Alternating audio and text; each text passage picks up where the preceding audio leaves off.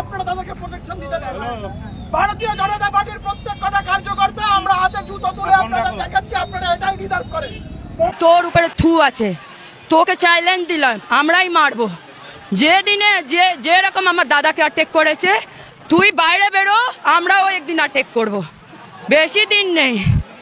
আর নবান্নতে কেন নেই? অত কিসে ভয়? নবান্নতে বসে থাক, ভয় না থাকলে নবান্নতে বসে থাক। আমরা তো আসছি, আমরা কই মতো 4-10 জন আসছি। ক্ষমতা আছে তো নবান্নতে আয়, আমরা যাচ্ছি 10 জন। আরজিকরের ঘটনার পর একটা বক্তব্য খুব ভাইরাল হয়েছে, পুলিশ তোমার কিসের ভয়। সত্যি তো এখন সেই বক্তব্যের যথেষ্ট সার্থকতা দেখা যাচ্ছে। কলকাতা পুলিশ এখন কি গণতন্ত্র রক্ষার কাজ করছেন?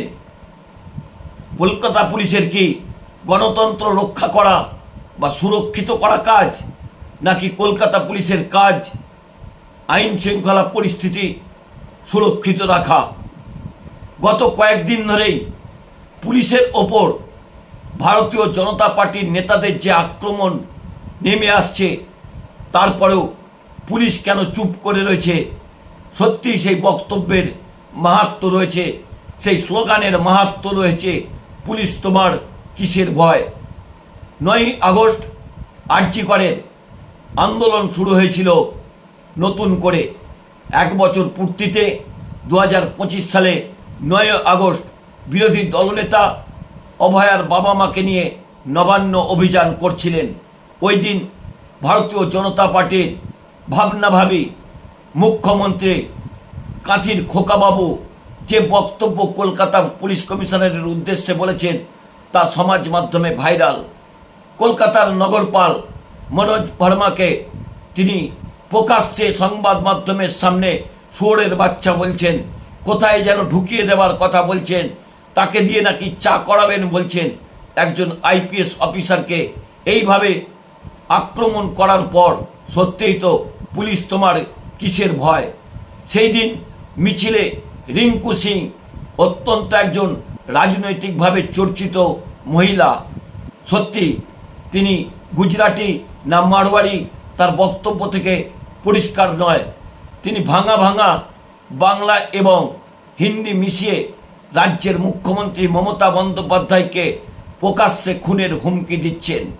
এই সেই রিঙ্কু সিং যেদিন তিনি মহেশতলাতে পুলিশের উদ্দেশ্যে ইট ছুড়ছিলেন, তারপরও পুলিশ কেন চুপ? সত্যিই তো পুলিশ তোমার কিসের ভয়। নমস্কার, আমি দেবজ্যোতি। আমার আজকের প্রতিবেদনে আপনাদের সকলকে স্বাগত জানাই। ওই দিন ভারতীয় জনতা পার্টির একজন কুণাল ঘোষের দেয়া নাম হচ্ছে ন্যাড়া নাড়ু। তিনি জুতো হাতে কলকাতার পুলিশকে যে হুমকি দিচ্ছিলেন, তখন পুলিশ কেন চুপ ছিলেন? যেভাবে পুলিশকে সেদিন ব্যক্তিগত আক্রমণ করছিলেন, তার মা বোনেদের আক্রমণ করছিলেন, পুলিশ কেন ব্যবস্থা নেয়নি? কেন পুলিশ চুপ?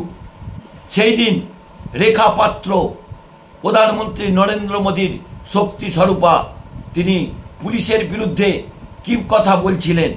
পুলিশ নাকি তাকে বলেছে টেনে নিয়ে যে আরজিকরের ধর্ষিতার মতো তাকে নাকি ধর্ষণ করবে। কেন পুলিশ তার বিরুদ্ধে ব্যবস্থা নেয়নি? পুলিশের ব্যারিকেডের দড়ি খুলছিলেন, পুলিশকে জুতো মারার কথা বলছিলেন, প্রাণের মারার কথা বলছিলেন। পুলিশ কোনো সিদ্ধান্ত নেননি, পুলিশ কোনো ডিসিশন নেননি। পুলিশ কি এখন গণতন্ত্র রক্ষার কাজ করছেন? পুলিশের কাজ কি গণতন্ত্র রক্ষা করা? পুলিশের কাজ তো আইন শৃঙ্খলা পরিস্থিতি রক্ষা করা। সেই দিনের বক্তব্যের পর পুলিশ কেন চুপ করে রয়েছেন? পুলিশের পরিবারকে প্রতিদিন একইভাবে হেনস্থা হতে হচ্ছে কলকাতার রাস্তায়। ভারতীয় জনতা পার্টি তারা মিছিল মিটিং করলেই পুলিশের ওপর আক্রমণ করছেন। একজন পুলিশকে রাস্তায় ফেলে তার গলা টিপে প্রাণে মারার চেষ্টা করছেন, তারপরও পুলিশ কেন চুপ? সত্যিই তো সেই স্লোগানের মাহাত্ম্য আছে, পুলিশ তোমার কিসের ভয়। কলকাতা পুলিশ কি একটু শিখতে পারবে না? গত 2 দিন আগে জাতীয় নির্বাচন কমিশনের দিল্লির অফিসে তৃণমূল সাংসদ সহ একাধিক ইন্ডিয়া জোটের সাংসদদের কিভাবে চুলের মুঠি ধরে একেবারে গাড়িতে তুলছিলেন, পুলিশ কি সেটা দেখতে পাননি?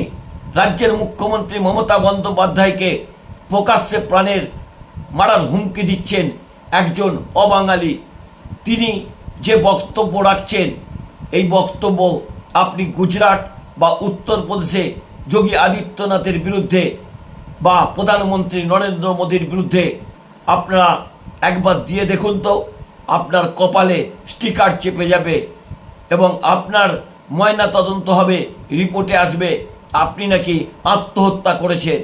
কলকাতা পুলিশ কি চুপ করে বসে থাকবেন? কলকাতা পুলিশকে এত আক্রমণ করা হচ্ছে, কেন তারা চুপ করে রয়েছেন? সত্যিই তো পুলিশ তোমার কিসের ভয়? পুলিশের কাছে একটাই অনুরোধ, আপনারা একটু উত্তরপ্রদেশ, বিহার বা দিল্লিতে যান, সেখানে পুলিশের এই 3rd ডিগ্রিটা কীরকম হয় একটু শিখে আসুন। আর যদি মনে করেন যে পশ্চিমবঙ্গে গণতন্ত্রকে সুরক্ষিত রাখার জন্য আপনারা আপনাদের পুলিশের দেয়া উর্দিকে জলাঞ্জলি দেবেন, তাহলে কিছু বলার নেই। সেই স্লোগান সত্যি আজকে ভাইরাল হওয়ার মতো, পুলিশ তোমার কিসের ভয়। নমস্কার, আমি দেবজ্যোতি। আমার এই ছোট্ট পর্বটি ভালো লাগলে চ্যানেলটি সাবস্ক্রাইব করে বেল আইকনটি ক্লিক করে আমার পাশে থাকবেন।